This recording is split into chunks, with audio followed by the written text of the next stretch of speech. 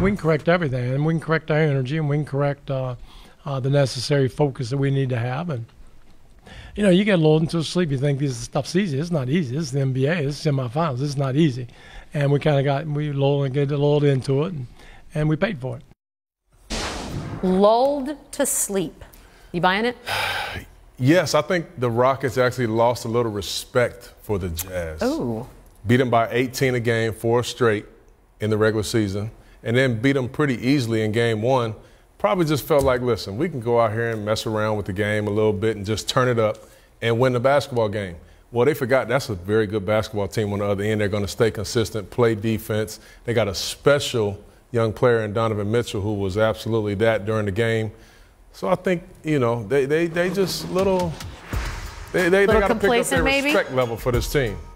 No, I don't think they got lulled to sleep. I mean, you don't just make it to the second round just happen to pop up in there. You're a quality basketball team. I mean, it's like you probably got Quinn Snyder or something like that. How about that? Quinn Snyder. He got Quinn Snyder. I mean, he made the necessary adjustments. Sounds inappropriate. And the Rockets can't defend them right now for some reason. The Rockets, who have been a great defensive team all year long, can't defend the Jazz for anything right now. They're shooting 50% every single game in the series.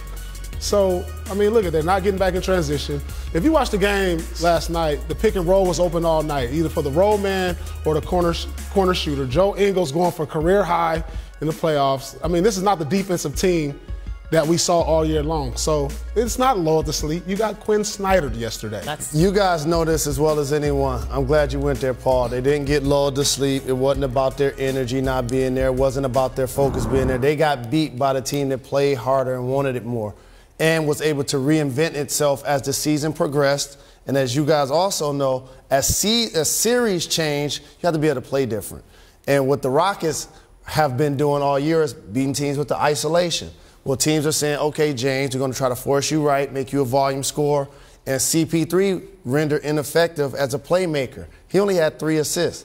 That's a playoff career low. And then you got guys coming off the bench. Your Buffalo Burke. Yeah, Alec Burks. Crowder played well. Was contributing and knocking down shots and bringing in toughness to the squad.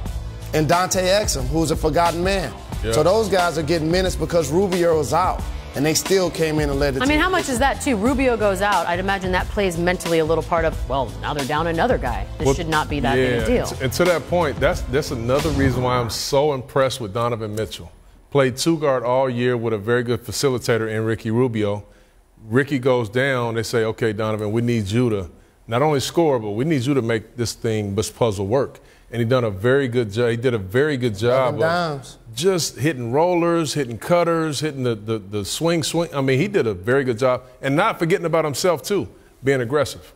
Yeah, that's the best I've seen him play all year long because, you look at him as just a scorer, but when Rubio, it's like he transformed his game. It's like he gave the game what it needed. It was like, all right, he took his shots, and he could have had 25, he could have had 35 if he had made some of those shots. Right. But it's the way he made his players better, finding them down the lane for all the assists. He rebounded, he played with passion, and he played with poise. You don't see that from a rookie these days. Mm-hmm. Second round of the playoffs, the best player on the team playing with the type of poise he's playing with. Yeah. The identity of these teams are vastly different. And you can look at the stat sheet and see when Rudy Gobert is able to be effective, getting points, getting boards, getting blocks, and Derek Favors is scoring in double figures, that means that they're able to slow down Houston, who's going to play 5 people around the three-point line. So that's going to be something that Houston got to try to figure out. Did you see enough from the Jazz last night to sway you from your original gentleman's sweep prediction? I did not. I still feel like Houston, if they get focused, they can find a way to win this in 5. But I'm not going to give them an excuse for losing that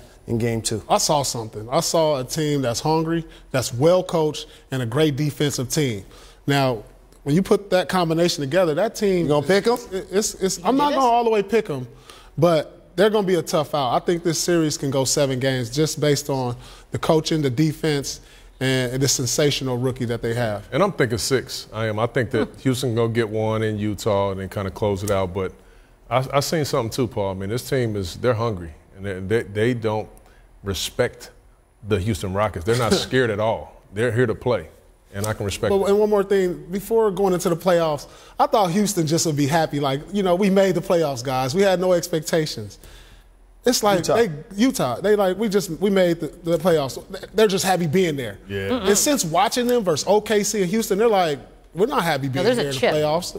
We're here because we feel like we're one of the better teams in the league, and possibly we could end up in the Western Conference Finals. That's the mental approach that I see them when I watch them play.